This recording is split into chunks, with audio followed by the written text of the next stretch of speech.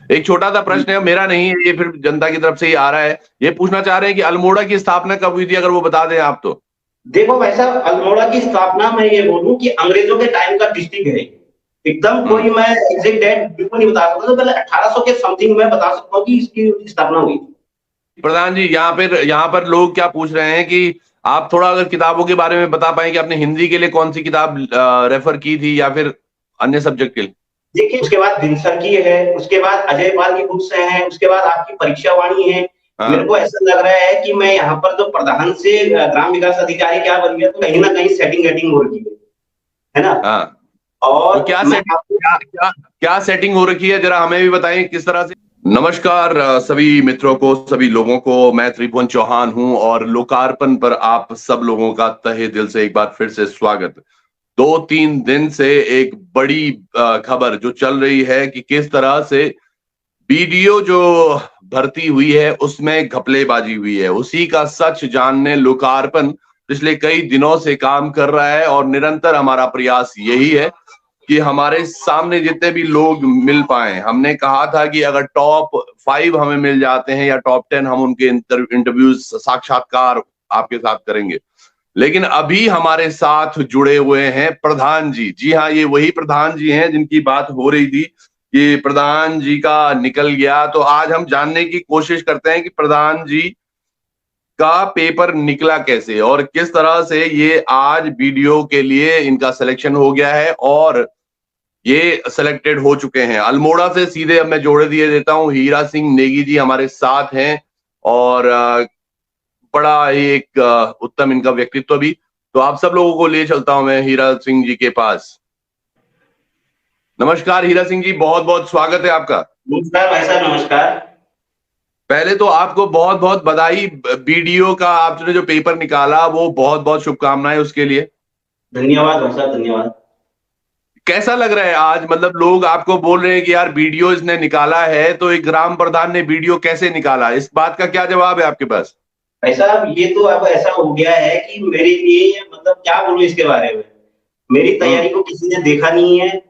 बिना हाँ मतलब मुझे समझे जो फेसबुक पे जो अफवाहें चल रही हैं, मेरे हाँ। को ऐसा लग रहा है कि मैं यहाँ पर जो प्रधान से ग्राम विकास अधिकारी क्या बन गया, तो लोगों ने ये मानसिकता रखी है कि कहीं ना कहीं सेटिंग वेटिंग हो रही है ना। हाँ, तो और मैं आपको क्या सेटिंग हो रखी है, जरा हमें भी बताएं किस तरह से। नहीं, ये अगर अब हम बात करें कि ग्राम प्रधान से बीडीओ तक का सफर कैसा रहा आपका।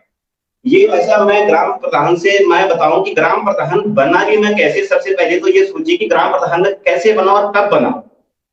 हम्म 2007 में मैं देहरादून से मैंने जब मैं इंटर करके देहरादून गया 2007 में, 2010 तक मैंने ग्रेजुएशन किया वहां पर। और हम्म 2011 से मैंने बैंकिंग की तैयारी की, एसएससी की तैयारी की, जिसमें हम्म मैं सफल हुआ। और 2013 से फिर मैंने उत्तराखंड एसएससी की चयन आयोग हम्म। जब से गठन हुआ 2013 में, उसकी तैयारी करना स्टार्ट कर लिया था। अच्छा। तो 2013 से लेकर 2018 तक मैं हम्म। देहरादून में रहा हूँ। और अच्छा। करणपुर से मैंने करणपुर के पीजी में मंगाई थी, हमारे भाई साहब हैं उनके पीजी में मैं रहा हूँ वहां पर। हम्म और जब 2017 में मैंने एक पेपर दिया था कंप्यूटर प्रोग्रामर का। हम्म पेपर जब मैंने दिया तो पेपर हमारा उसमें जो मेरे मार्क्स थे 69.5 मार्क्स थे मेरे। और अच्छा। उसके बाद वो भर्ती हमारा कोर्ट में चला गया है। और आज तक भी 2017 से लेकर अभी तक वो कोर्ट में है। अभी तक उस पर हम्म फैसला नहीं आता है। हम्म और जब तो निराश हो गया कि जब भर्तियां कोर्ट में जा रही है, हर भर्तियां कोर्ट में जा रही, निराश होकर मैंने क्या किया कि अब घर की ओर जाना पसंद किया। मैंने कहा इतना समय हमारे पास नहीं है। हम्म एक और चीज बताइए प्रधान जी। अब प्रधान जी कहें या बीडीओ साहब कहें, दोनों अलग अलग चीजें हैं जो आपके साथ जुड़ चुकी हैं। तो हीरा सिंह नेगी जी बात करें। यहाँ पर कोई एक कमेंट आ रहा है कि गुरुजी यूके एसएससी का गठन कब हुआ था, कुछ इसके बारे में आप अगर जानकारी दें तो 2014 में कि ये गठन हुआ है। नहीं, वैसा मैं वही बोल रहा हूँ ना। देखो, 2013-14 में जब मैं 2011 से मैंने बैंकिंग की तैयारी की, एसएससी की तैयारी की, तो हम्म 2013-14 में ऐसे ही मैं बता रहा हूँ कि उस समय गठन हुआ था। और हम्म गठन होने के बावजूद मेरा जो फर्स्ट पेपर था उसमें कंप्यूटर ऑपरेटर का था, जिसमें मेरे 85 नंबर थे। एक पेपर और था, हम्म हालांकि मेरे पास उसका रोल नंबर नहीं है क्योंकि मैं छोड़ चुका हूँ वहां से। और नहीं तो आप देख सकते थे उसके उसमें जनरल कट ऑफ गई थी 87, मैं बाहर हुआ उसमें। और वो 2014 में जब आयोग का गठन हुआ था, उसी में ये कंप्यूटर प्रोग्रामर की पोस्ट थी, उसी समय की थी। लगा लो 2014 से लेकर 2022 हो चुका है, 2017 में उसका एग्जाम हुए, और 2017 में एग्जाम हुए, और उसी रिजल्ट आने के बाद तुरंत हाईकोर्ट में चला गया मामला। मामला जब हाईकोर्ट में, हीरा सिंह जी थोड़ा इस चीज को इस तरह से समझते हैं, लोगों का एक्चुअली दर्द क्या है कि एक ग्राम प्रधान का कैसे हो गया। अब आपने निसंदेह आप दिख भी रहे हैं और आप सामने भी आए हैं तो आपने मेहनत भी की होगी, पर जो अनियमितताएं हैं आज यूके ट्रिपल एससी में, जो एग्जाम के दौरान अनियमितताएं पाई गई, जो आपकी आपकी वजह से शिफ्ट, कौन सी शिफ्ट में थे आप? मेरी शिफ्ट 4 दिसंबर की थी, फर्स्ट शिफ्ट थी। फर्स्ट शिफ्ट अच्छा। 4 दिसंबर को एक ही शिफ्ट थी वैसे। हाँ, तो चलिए, एक भूपेंद्र जी भी बोल रहे हैं कि टॉप 5 का हम सबका इंटरव्यू करने की कोशिश करें। आज प्रधान जी हमारे सामने हैं। और अच्छा, तो आपने मैं ये बता दूं, मैं टॉप 5 में नहीं हूँ, मैं 98 रैंक वाला हूँ। और हाँ जी, हाँ जी, नहीं, ये कहानी बहुत कथानक चल रहा है कि एक प्रधान का हो गया। तो आज प्रधान जी हमारे सामने हैं और तमाम लोग भी इनसे प्रश्न भी कर रहे हैं। अच्छा, एक चीज बताइए, जो ये अनियमितताएं हुई हैं, जो डिलीट हुए हैं प्रश्न, इसके बारे में कुछ कहना चाहेंगे? देखिए भाई साहब, मैं देखो जो एग्जाम हुए हैं, मैं एग्जाम पे सवाल तो एकदम डायरेक्टली खड़ा नहीं कर सकता हूँ जब तक कोई सबूत ना हो, है ना। दूसरा, मेरे को ये जो बच्चे कह रहे हैं कि नॉर्मलाइजेशन हटाओ, ठीक है, इससे पहले नॉर्मलाइजेशन नहीं था। नॉर्मलाइजेशन आपका अकेला यूकेएसएससी नहीं करा रहा है, आपका यूपीएससी भी नॉर्मलाइजेशन कराता है, जहां उसको स्केल स्केल के मानक में रूप में जाना जाता है। और आपका एसएससी चयन आयोग जो सेंट्रल लेवल के एग्जाम करा रहे हैं, वो भी इसका नॉर्मलाइजेशन का यूज करता है, रेलवे करता है, हर बोर्ड इसका वो करवाता है। लेकिन हुआ क्या कि जो उत्तराखंड में अभी जो ये फर्स्ट बार ये भर्ती हुई इस टाइप से, जो 2-2 3-3 शिफ्ट में चल रहे हैं, तो कहीं ना कहीं बच्चों के दिमाग में यही है कि भाई ये नॉर्मलाइजेशन बड़ा खेल है, ये है वगैरह है। हाँ, अगर किसी को डाउट है तो आप जिनके रॉ मार्क्स हैं उसको चेक कर सकते हैं। कल ही आयोग ने रॉ मार्क्स भी डाल दिए हैं, और जो आपका क्या बोलते हैं इसको, अभी जो एक्चुअल मार्क्स हैं वो भी डाल दिए नॉर्मलाइजेशन के बाद। तो अच्छा प्रधान जी, नॉर्मलाइजेशन को हम समझे, हमने देखा इससे बड़ी दिक्कतें हुई लोगों को भी। अगर आज पर पेपर ये कैंसिल होता है तो या फिर रद्द इसकी बातें होती हैं, कितना उचित लग रहा है आपको ये? देखो सर, पेपर रद्द के लिए तो हम ये नहीं बोल सकते कि रद्द होगा। कि बेस देखिए, सबसे पहले मेरे कहने का मतलब है कि 2,19,000 बच्चों ने फॉर्म भरा हुआ है ना। 1,46,000 बच्चों ने एग्जाम दिया है बैठ के।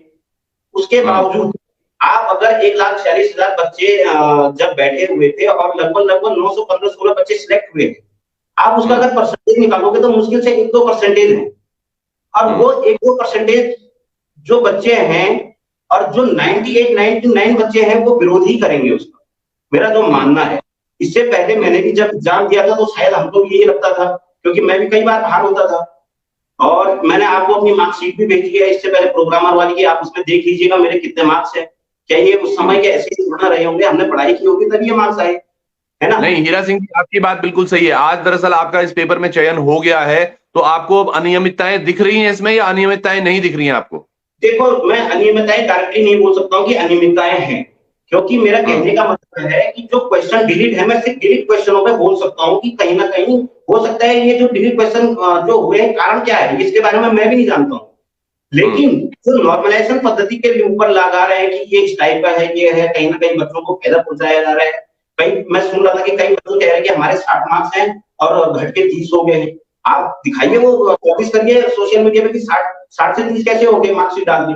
कल ही मैं एक बच्चे का देख रहा था कि उसने सिर्फ अपनी ओमार की कट नीचे से डाल रखी, ऊपर नहीं दिखा रहे कितने नंबर है, और नीचे से अच्छा, मेरे।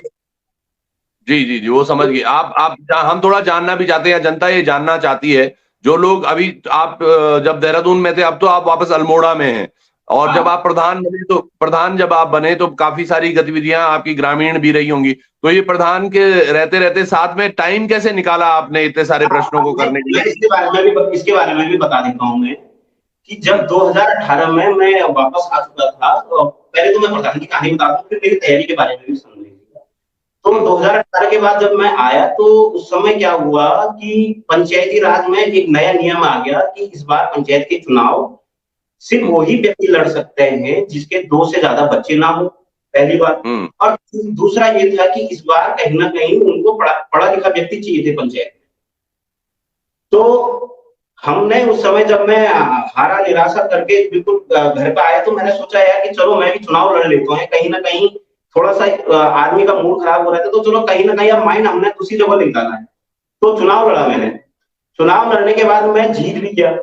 और 2019 में 2019-20 में हम प्रधान बन गए थे। प्रधान बनने के बाद तुरंत कोरोना काल भी हुआ। कोरोना काल के दौरान भी मेरे को थोड़ा कुछ समय मिला। उसी दौरान मेरी आपके देहरादून के सतपाल चौहान सर जी हैं, उनके जो नोट्स हैं, सतपाल चौहान सर जी के मेरे एक दिन मैंने उनके फेसबुक पे उनके नोट्स देखे, वो हैंड रिटन नोट्स थे। तो मैंने उनसे तुरंत कांटेक्ट किया, मैंने कहा मेरे को आपके नोट्स चाहिए। तो उनसे जब मेरी बात हुई तो उन्होंने कहा आपको 3,000 रुपये पे करने पड़ेंगे, मैं आपको नोट्स डायरेक्टली घर भेज दूंगा। तो मैंने उनको 3,000 रुपये भेज के उन्होंने नोट्स मेरे को घर भेजे। तो जो 2013-14 के बाद जो मेरी यूके एसएससी की जो तैयारी चल रही थी, उसी दौरान जो नोट्स मेरे को मिले उस नोट्स को भी मैं पढ़ता रहता था। ऐसा नहीं है मैंने नोट्स पढ़े, समय रहता था कभी 2 घंटा 3 घंटा इस हिसाब से, क्योंकि तैयारी तो मेरी पहले से थी। अब कोई ये कहे कि एक रात में पढ़ के कोई वीडियो निकल जाए, मेरा मानना ये नहीं है, क्योंकि मेरी पहले से तैयारी चल रही है ना। तो 2000 में बोल रहा हूँ कि 14 से लेकर मैं बिल्कुल इसी में था 18 तक। इस दौरान 2013 में मेरे पिताजी एक्सपायर हुए। पिताजी एक्सपायर हुए तो थोड़ा घर की कंडीशन कुछ अलग सी हो गई थी। उसके बाद पिताजी के एक्सपायर होने के बाद मेरे चाची एक्सपायर हो गई, ज्वाइंट फैमिली है। चाची एक्सपायर होने के बाद मेरे 2017 तक मेरे घर में डेथ होते रहे, चार लोग मेरे घर से निकले। उसके बाद सर प्रधान जी यहाँ पर लोग क्या पूछ रहे हैं कि आप थोड़ा अगर किताबों के बारे में बता पाएं कि आपने हिंदी के लिए कौन सी किताब रेफर की थी या फिर अन्य सब्जेक्ट के लिए। देखिए हिंदी के लिए मैं जब देहरादून में था तो खजान राणा जी एक टीचर थे K2 में, तो उनके जो नोट्स हमने वहां पर तैयारी की है। जब वो कर्नपुर के जो गलियां हैं बीच वाले, दो खजान राणा जी थे वहां पर, एक खजान राणा जी और एक दूसरे भी खजान थे, वो भी मैथ्स पढ़ाते थे। तो हिंदी मैंने उनसे पढ़ी हुई थी। उसके बाद मैंने हिंदी के जो अलावा जो ल्यूसेंट की बुक थी वो भी मैंने पढ़ी। उसके बाद दिनसर की है, उसके बाद अजय पाल की बुक्स हैं, उसके बाद आपकी परीक्षा वाणी है। इन चीजों, मैं ये नहीं बोलता कि इन चीजों को पढ़ के ही मैं सिलेक्ट हुआ, ये चीजें मैं नहीं मानता हूँ। धीरे धीरे जो ज्ञान की वृद्धि होती है वो धीरे धीरे होती है, एक बुक से नहीं होती है। आप कभी कोई न्यूज़पेपर पढ़िए, कभी कुछ पढ़िए, इससे मैं नहीं बोलता कि हमने बिनसर पढ़ लिया तो हम सिलेक्ट हो गए या परीक्षा वाणी पढ़ के तो सिलेक्ट हो गए। हम जो तैयारी पहले से कर रहे थे, आज भी अगर मेरे को कोई पेपर में एग्जाम में बिठा दो तो मैं 50-60 नंबर आराम से ले आ सकता, ऐसा नहीं है। कोई ये बोलते कि प्रधान जी अगर आपको कोई पेपर देना है तो करवा दीजिएगा, उसमें ऐसा नहीं है। पर ये है कि जो बीच में जो एकाध महीना मैंने जो एकाध महीना नहीं, काफी टाइम से मैं जो सतपाल चौहान से नोट्स लिए थे सर से, उसके नोट्स भी मैंने पढ़े। उनसे मेरे को एक कॉन्फिडेंस मिला कि भैया आप पढ़ते रहिए, क्योंकि जिस व्यक्ति ने इतने मेहनत से ये हैंड नोट्स बनाए हैं ना, कहीं ना कहीं उन्होंने समय लगाया, तो हम उसको भी पढ़े। अब मैं कोई ये बोलेगा कि सतपाल चौहान के नोट से आपके सिलेक्शन हो सकता है, तो मैं ये भी नहीं बोल सकता हूँ कि इनके नोट से सिलेक्शन हो सकता है, क्योंकि वो एक आत्मविश्वास को बढ़ाने के लिए था। जो पहले से तैयारी चल रही थी, बीच बीच में मेरे को कोई ऐसी चीजें मिलती थी। यूट्यूब आजकल एक बहुत अच्छा माध्यम है, यूट्यूब में आपके कितने चैनल इस टाइप के हैं कि जहां से आप तैयारी कर सकते हैं। तो भाई साहब ये हमारा एक सफर रहा है। और 2000 बहुत अच्छा आपका सफर भी रहा है। एक प्रश्न के साथ मैं आपको छोड़ भी दे दूंगा, आप कहीं अभी व्यस्त भी थे। एक छोटा सा प्रश्न है, मेरा नहीं है ये, फिर जनता की तरफ से ही आ रहा है। ये पूछना चाह रहे हैं कि अल्मोड़ा की स्थापना कब हुई थी, अगर वो बता दें आप तो।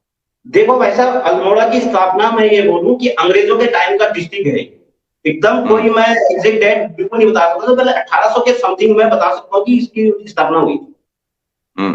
हाँ चलिए, आपको इसमें थोड़ा सा जो है कि अभी ये तो थोड़ा जनता भी देखेगी इस चीज को कि किस तरह से चीजें हुई हैं, पर आपको अभी भी हमारी तरफ से बहुत बहुत शुभकामनाएं भी। और जो चीजें हो रही हैं वो दुखद भी हैं, अगर इस तरह से कुछ हो रहा है। आपका इस मामले में क्या मानना है, अगर ये जैसे खरीद फरोख्त हुई है या फिर पेपर लीक होने तक की भी बातें हो रही हैं, क्या कुछ लगता है आपको इसमें? देखिए, खरीद फरोख्त का हम ये बोल सकते हैं, मैं डायरेक्टली नहीं बोल सकता कि खरीद फरोख्त हो गया। अगर किसी के बच्चे के पास एविडेंस है, कुछ है, तो आप आयोग को दीजिएगा ना, आयोग के पास जाइए, ये आपके पास सबूत है ना। अब बच्चे, बिल्कुल मैं बोल रहा हूँ कि जो 98 बच्चे हैं उन्होंने सोशल मीडिया पर इस तरह से अफवाह प्रदान की है। अगर किसी बच्चे के पास एविडेंस है तो जाइए, तुरंत दीजिए। हमारा सिलेक्शन ना हो कोई बात नहीं है, हम अपने आगे की कर लेंगे। अगर पेपर निरस्त हो जाएगा कोई वो नहीं है, हमको कोई दिक्कत नहीं है। हम तो कह रहे हैं कि अगर किसी बच्चे के पास है कुछ तगड़ा एविडेंस तो लेके जाइए, हाईकोर्ट में जाइए। हमको उससे भी नहीं है कि हम नहीं, जहां तक मुझे लगता है सर, पॉइंट ये है, अगर ये चीजें हुई हैं, त्रुटियां हुई हैं, तो गंभीरता से इसके बारे में सोचना भी चाहिए। और जितने आप लोग सेलेक्ट जो हुए हैं, ये बहुत अच्छी बात है, आपको बधाई के भी पात्र हैं। लेकिन वो लोग जो काफी हद तक मेहनत करते हैं, जैसे आपने भी अगर आज मेहनत की है, आप वहां तक पहुंचे हैं, पर कई बच्चे इन अनियमितताओं की वजह से वहां तक पहुंच ही नहीं पाए। उनके वो नंबर कट गए, वो क्वेश्चन डिलीट हो गए, कई के ऑप्शंस चेंज हो गए, बहुत बहुत सारी अनियमितताएं थी जिसकी वजह से लोग परेशान हुए, है ना। मेरा वैसा कोई कहने का मतलब है, जो बच्चे आज फेसबुक के माध्यम से बोले मेरा 0.25 से, मेरा 1 नंबर से, मेरे 2 नंबर से रुके, मेरे कहने का मतलब है कि एक चीज बताइएगा आप मुझे, यूके यूके यूके जी, मेरे कहने का मतलब है कि वो बच्चे अगर जो बोल रहे हैं मैं आज 0.5 से 1 नंबर से 2 नंबर से रुक गया, अगर वो बच्चे सिलेक्ट हुए रहते, क्या ये आरोप लगाते? उनके पीछे वाले फिर आरोप लगाते, कहीं ना कहीं 0.25 वाला 1-2 नंबर वाला फिर उनके पीछे होते, है ना। मैं आपको बताता हूँ, परसों हमारे साथ यशपाल एक चौहान एक लड़के थे, एक युवा था हमारे साथ, जिसने बोला उसका सिलेक्शन हो रखा था, लेकिन वो भी परेशान था। वो परेशान इसलिए था कि जो नॉर्मलाइजेशन के नाम पर उनकी जो मार्क्स इधर ऊपर नीचे हुए हैं, उसमें पंगा हुआ। खैर, एक चीज मैं और पूछना चाहूंगा कि ये दरअसल क्या है, ये पूरा उत्तराखंड के जीके का सवाल है, किस तरह से जीके होनी चाहिए। एक बड़ा प्रश्न इन्होंने, जैसे अल्मोड़ा का आप काफी क्लोज थे, 1891 में सिलेक्शन अल्मोड़ा बना था, और यहाँ पर बड़े प्रश्न, क्या आप वो प्रश्न लेना चाहोगे कुछ? भाई साहब, मैंने आपको बताया था कि मेरे को थोड़ा, हमारी बैठक भी है, मेरे को उसमें भी निकलना है। आपने जो मेरे को बताया था कि भाई साहब आप एक इंटरव्यू लेना है, तो अगर बाद में ले सकते हैं तो बाद, क्योंकि मुझे भी थोड़ा समय की कमी है, मेरे को भी निकलना है अभी। हमारी बैठक है आज अपने ब्लॉक में, तो मेरे को वही निकलना है, तो आप बाद में कर सकते। बिल्कुल बिल्कुल, हम जरूर करेंगे, और बहुत बहुत शुभकामनाएं आपको भी। और जो चीजें आपने आज बताई, रखी अपने सामने, आप कम से कम सामने आए इस चीज को लेकर, एक बहुत बड़ी बात है। इस पर और भी तथ्यों पर हम बात करना जरूर चाहेंगे। आप जरूर इन चीजों पर प्रिपेयर होकर रखिएगा कि अगर हम कुछ क्वेश्चन आयर करके आते हैं, क्योंकि जो डाउट है ना सर, ये डाउट तभी निकलेगा अगर कोई व्यक्ति है। मैं आपको एक चीज बता दूं, डाउट के लिए आप अकेले ऐसे किसी बंदे पे नहीं कर सकते हैं, जैसे जो बच्चे कह रहे हैं कि इनसे क्वेश्चन पूछिए। अगर वही बच्चे मेरे जगह होते हैं, क्या हम उनसे क्वेश्चन पूछते? एक बात की बात है, आज आप जो ये बच्चे क्वेश्चन पूछ रहे हैं, कोई इनका अधिकार नहीं है कि क्वेश्चन पूछने का, पहली बात हुई है। हाँ, हम बता रहे हैं, हम फिर भी समय दे रहे हैं। किसी बच्चे को आप नहीं बोल सकते कि आप बताइए, फिर मैं ये कोई जजमेंट करने का कोई वो नहीं है माना किससे, किसी भी बच्चे का। वो बात बिल्कुल आप सही कह रहे हैं। चलिए, आपने समय दिया अपना, बहुत बहुत धन्यवाद प्रधान जी, और आगे के लिए बहुत बहुत आपको शुभकामनाएं भी, और फिर बात करते हैं आपसे। धन्यवाद जी, धन्यवाद। तो आज हमारे साथ यहाँ पर थे हीरा सिंह नेगी जी, जो ग्राम प्रधान है अल्मोड़ा से, और उन्होंने आज हमारा समय भी दिया। काफी सारी चीजें उनके साथ बैठकर हमने क्लियर की कि एक ग्राम प्रधान किस तरह से देहरादून में कुछ समय रहकर, और अब वो एक स्थापित तरीके से वीडियो का उन्होंने पेपर भी निकाल दिया है। कितनी सारी चीजें हैं जो अनियमितताएं हुई हैं, उस पर उन्होंने बहुत देर तक तो बात नहीं हुई। कुछ एक आध प्रश्न हमने पूछे, कुछ के जवाब दिए भी उन्होंने, और कुछ के लिए उन्होंने कहा कि उन्हें अभी निकलना होगा, उन्होंने अभी जाना होगा कहीं। तो ये सारी जो चीजें हैं ये होती रहेंगी इसी तरह से, और हमारी कोशिश यही रहेगी कि टॉप 5 तक हम जरूर पहुंचे और उनसे बात जरूर करें। कुछ ही दिनों में हम प्लान आउट कर रहे हैं कि हर उस गांव में जाएंगे जहां, क्योंकि फोन नंबर नहीं मिल पा रहे टॉपर्स के, तो जो ही ये फोन नंबर्स मिलते हैं, या फिर हम सीधे अगर गांव ही अब जाएंगे, तो गांव जाकर ही आपकी जरूर वार्ता कराएंगे उन टॉपर्स से, उन्होंने कितनी मेहनत की है और कौन कौन सी किताबें उन्होंने फॉलो की हैं। नीरज जी कह रहे हैं कि चौहान जी आप सिर्फ एक पक्ष देकर रिपोर्टिंग। नीरज सिलोरी जी, हमने दोनों पक्ष देखे। आज देखिए, प्रधान जी भी हमारे साथ थे। हमारे साथ परसों एक बच्चा वो था जो सिलेक्शन हो गया था, और एक बच्चा वो था जिसका सिलेक्शन नहीं हुआ था। तो हम दोनों पक्षों को देख रहे हैं, और कहीं ना कहीं जब हम वहां तक जाते हैं, जब हम पहुंचते हैं वहां तक, तो क्या कुछ होता है। जुड़े रहिएगा लोकार्पण पर। बहुत बहुत धन्यवाद, नमस्कार।